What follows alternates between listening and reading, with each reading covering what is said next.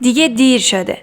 این جمله رو احتمالاً بارها شنیدین و شاید هم بارها توی موقعیت‌های مختلف به زبون آوردینش. فرقی نمی‌کنه چند سالتون باشه. 15, 20, 30, 60, 70 و یا بالاتر. دیگه برای درس خوندن دیر شده. باید از خیلی وقت پیش شروع می‌کردم. من دیگه برای شروع کردن اون رشته ورزشی پیر شدم. باید از همون بچگی واردش می‌شدم. توی 40 سالگی دیگه نمیشه شغلمو تغییر بدم. باید تو 20 سالگی این کارو می‌کردم. برای یه آدم 50-60 ساله دیگه دیره که بخواد زندگیشو تغییر بده یا یه مهارت جدید رو یاد بگیره. من کل زندگیمو اینطوری گذروندم. دیگه برام سخت طرز فکرمو عوض کنم. اما آیا واقعاً دیر شده و دیگه نمیشه تغییری ایجاد کرد؟ اصلاً دلیل این که مدام این جمله رو به کار میبریم چیه؟ اگه بخوایم منطقی به این قضیه نگاه کنیم میتونیم بگیم گاهی برای تغییر بعضی چیزا واقعاً دیر میشه. مثلا ما یه فردی رو حالا به هر صورتی توی زندگیمون از دست میدیم و هر کاری هم کنیم نمیتونیم برگردونیمش. یا قبلا یه فرصت بزرگی رو از دست دادیم و شاید بعدها فرصتهای بهتری هم برامون پیش بیاد. اما اون فرصت هیچ وقت دوباره تکرار نمیشه. یا ممکنه بعضی از تجربیات محدود به یه دوره خاصی از زندگی باشن و توی سنین بالاتر با اون کیفیت نتونیم تجربهشون کنیم. یا وقتی سلامتیمون به خطر بیفته یا خیلی پیر و ناتوان بشیم معلومه که نمیتونیم مثل دیگران فعالیت جسمی سخت و قدرتی رو انجام بدیم. ولی آیا این برای شرایط عادی زندگی هم صدق میکنه؟ و آیا برای هر چیزی توی زندگی محدودیت سنی وجود داره و اگه از یه سن خاصی بالاتر رفتیم دیگه خیلی از تغییرات غیر ممکن میشه؟ برای جواب دادن به این سوالا اول بیاین ببینیم چرا این جمله رو به کار میبریم و دلایل پشت این طرز فکر چیا هستن. اولین دلیلش ترس از قضاوت دیگرانه. این مورد بیشتر تو سنین بالاتر اتفاق میفته و به این صورته که وقتی ما به یه سن خاصی میرسیم دیگه از نظر جامعه خیلی از فعالیت‌ها برامون مناسب نیست و انگار انتظارات خاصی ازمون دارن که این باعث میشه حتی خودمونم برای خودمون یه سری محدودیت‌ها در نظر بگیریم. چون اگه اون محدودیت‌ها رو بخوایم پشت سر بذاریم و برخلاف انتظارات جامعه رفتار کنیم مورد قضاوت یا تمسخر قرار میگیریم. حتی گاهی هم باعث طرد شدنمون میشه. مثلا فرض کنین کسی توی 40 سالگی بعد از 20 سال کار کردن توی یه شغل امن بخواد شغلشو تغییر بده و بره سراغ یه کار آزاد. یا یه نفر بعد از کلی درس خوندن به این نتیجه برسه که اون راه براش مناسب نبوده و دوست داره تغییر رشته بده. یا کسی توی 50 سالگی تصمیم بگیره ادامه تحصیل بده. یا اصلاً یه آدم بعد از 70-80 سال زندگی با یه طرز تفکر خاص به این نتیجه میرسه که دیگه به چیزایی که اعتقاد داشته اعتقادی نداره و میخواد سبک زندگیشو عوض کنه. تو جوامعی مثل جامعه خودمون گرفتن همچین تصمیمایی خیلی سخته. چون آدما اینجا به خاطر هر چیزی ممکنه قضاوت بشن و گاهی اصلاً هم مهم نیست که اون رفتار درست یا غلطه. فقط مهم اینه که از نظر دیگران این رفتار جدید یا ناشناخته است و بقیه باش احساس راحتی نمیکنن. اما آیا این که دیگران با تصمیمای ما احساس راحتی نکنن میتونه دلیل خوبی برای این باشه که ما راحتی زندگی خودمونو به خطر بندازیم و جوری زندگی کنیم که بعدها پشیمون بشیم یا احساس خوبی نسبت به خودمون و زندگیمون نداشته باشیم؟ واقعیت اینه که مردم در هر صورت ما رو قضاوت میکنن، چه خوب زندگی کنیم و چه بد. و گاهی حتی اگه اون تصمیم برای زندگی ما خوب باشه و باعث رشدمون بشه، ممکنه حتی دیگران به خاطر حسادت چنین حرفایی رو بزنن تا از تغییرمون جلوگیری کنن. نیازی نیست دائم خودمون رو برای بقیه توضیح بدیم و برای هر تصمیمی که میگیریم دلیل قانع کننده‌ای براشون بیاریم. گاهی همین که اون تصمیم باعث میشه حس بهتری نسبت به زندگیمون پیدا کنیم کافیه و نیازی نیست ما درستی اون تصمیم رو به دیگران ثابت کنیم. عادت مردم حرف زدنه و عادت ما هم باید توجه نکردن باشه. 2. دغدغه‌های زندگی.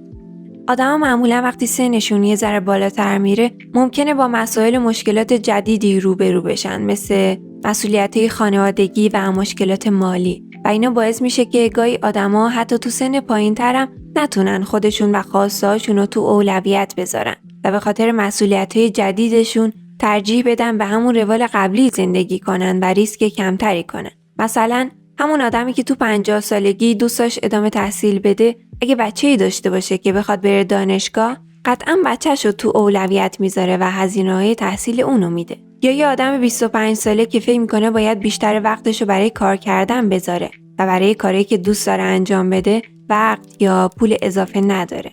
اما این در صورتیه که آدما معمولاً توی طول روز یا هفته حداقل یه زمان کوتاهی رو برای خودشون دارن و میتونن توی این زمان کار کنن یا با بقیه وقت بگذرونن یا همون وقت رو برای اون کاری بذارن که همیشه میگن دیگه دیر شده و وقت و پول اضافی برای انجامش نداریم. نیازی نیست کارا رو از پرهزینه ترینشون شروع کنیم و گاهی هم میتونیم همون مهارت‌ها رو بدون هزینه و توی خونه یاد بگیریم. فقط کافیه برای یه کاری تصمیم بگیریم. مطمئن باشین وقت و پول اضافه براش به وجود میارین و اینو فراموش نکنین.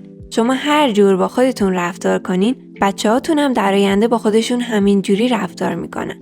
پس همیشه یکی از اولویت‌های زندگیتون خودتون باشین. 3. برچسب‌های اجتماعی. فرض کنین یه فرد چندین سال از عمرش رو اشتباه زندگی کرده. عادتهای بدی داشته، با دیگران خوب رفتار نکرده یا توی روابط اشتباهی بوده. مثلا آدمی که به مواد مخدر اعتیاد داشته یا چند بار ازدواج ناموفق داشته یا آدمی که چند تا کسب و کار شکست خورده داره و پول زیادی از دست داده یا کلی از تایم زندگیشو الکی هدر داده و تنبلی کرده.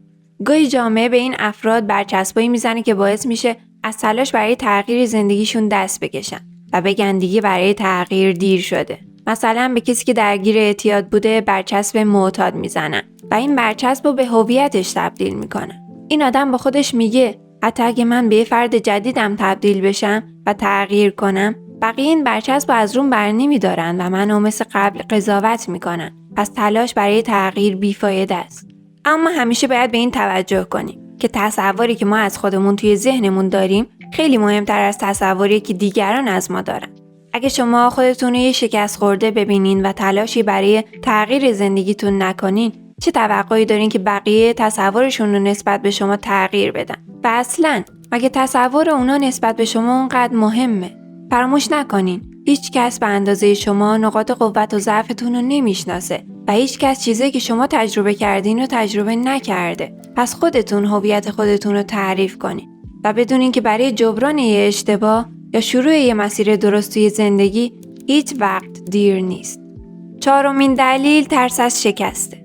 گاهی وقتی یه نفر میگه دیگه برای یه کاری دیر شده، ما میتونیم به راحتی ترسی که پشت این جمله وجود داره رو ببینیم. این جمله توی این مورد به این معنیه که من به وضعیت فعلی خودم خو گرفتم و ادامه دادن این وضعیت به من حس ثبات و امنیت میده. حتی اگه این وضعیت ایدئال نباشه، به من حس خوبی نده، زندگیم رو به جلو نبره و حتی باعث پس رفتمم بشه، بازم ترجیح میدم توی منطقه‌ای که میشناسمش قدم بردارم. چون رفتن به سمت ناشناخته ها ترس داره. ممکنه من یه چیز جدیدی رو امتحان کنم و تو شکست بخورم. ما همیشه باید تو این موارد به نتایج مثبت احتمالی هم فکر کنیم و اینم در نظر بگیریم که اگه شد چی؟ اگه تغییرم نتیجه خوبی داشت چی؟ زندگیم چقدر تغییر میکنه و چقدر حس بهتری پیدا میکنه؟ یا اگه شکستم خوردم، آیا اون شکست اونقدری که فکرشو میکنم تأثیر منفی روی زندگیم داره؟ و آخرین مورد کمالگراییه. کمالگرایی گاهی باعث میشه ما فقط به نتیجه کارمون فکر کنیم و فرآیند رو نادیده بگیریم. مثلا فرض کنین یه فرد 20 یا 30 ساله میخواد یه ورزش رزمی رو شروع کنه. این آدم شاید با خودش بگه آدمایی هستن که از بچگی یا نوجوانی رشته رو شروع کردن. پس برای من دیگه خیلی دیر شده. فرصتایی که اونا داشتن و من نمیتونم داشته باشم و شاید حتی هیچ وقت نتونم توش مدال بیارم. یا آدمی که تو سن بالا میخواد یه زبان جدید رو یاد بگیره، شاید با خودش بگه الان دیگه برای من فایده‌ای نداره، من که نمیخوام مهاجرت کنم، ازش درآمدی هم نمیتونم داشته باشم، برای شغلم هم که نیاز نیست، پس چرا یادش بگیرم؟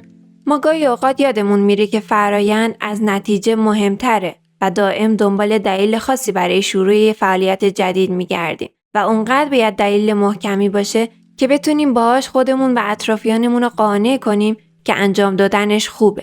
ولی گاهی فرآیند یه کاره که لذت بخشه، جدا از هر نتیجه‌ای که به دنبال داشته باشه. گاهی تنها دلیلی که برای یاد گرفتن یه مهارت جدید نیاز داریم اینه که ازش لذت میبریم. گاهی نیازی نیست که تصمیمات زندگیمون برای دیگران قابل درک باشه. مطمئن باشین آدمایی که براتون ارزش قائلن بهش احترام میذارن و ازتون حمایت میکنن. یه روزی در آینده که پیر شدی و دیگه نظر مردم برات اهمیتی نداشت، از اینکه توی جوانی زندگیتو تغییر ندادی و جوری که دوست داشتی زندگی نکردی و همیشه ترسیدی و گفتی دیگه دیر شده، در حالی که اگه همون موقع به جای گفتن این جمله اقدام میکردی هیچ وقت دیر نمیشد، واقعا پشیمون میشی. شاید ما فرصتهای زیادی رو از دست داده باشیم. شاید تا الان اونطور که باید زندگی نکرده باشیم. شاید برای خودمون به اندازه کافی وقت نذاشته باشیم. شاید توی رابطه‌های بدی بوده باشیم. شاید کاری رو انجام داده باشیم که به خودمون یا دیگران آسیب زده. شاید انتخابای خیلی اشتباهی کرده باشیم و وقت و زندگی ارزشمندمون رو هدر داده باشیم. اما برای ایجاد یه تغییر خوب توی زندگی هیچ وقت دیر نیست. ما همیشه میتونیم درست زندگی کنیم. حتی اگه اون روز آخر زندگیمون باشه. اگه یه تصمیم اشتباه و توی 20 سالگی تغییر ندین، توی 40 سالگی حسرت میخورین. اگه توی 40 سالگی تغییرش ندین، توی 80 سالگی حسرت میخورین. و اگه اون موقع هم تغییرش ندین، تا آخر عمر با پشیمونی زندگی میکنین. و حقیقت تلخ اینه که هیچ کس نمیدونه تا کی زندگی میکنه و ممکنه فردا روز آخری باشه که روی زمین نفس میکشیم. پس بیاین حتی برای یه روزم که شده با حسرت زندگی نکنیم. هیچ وقت اینو یادتون نره. شاید برای خیلی چیزا دیگه دیر شده باشه، اما برای شروع یه زندگی خوب هیچ وقت دیر نیست.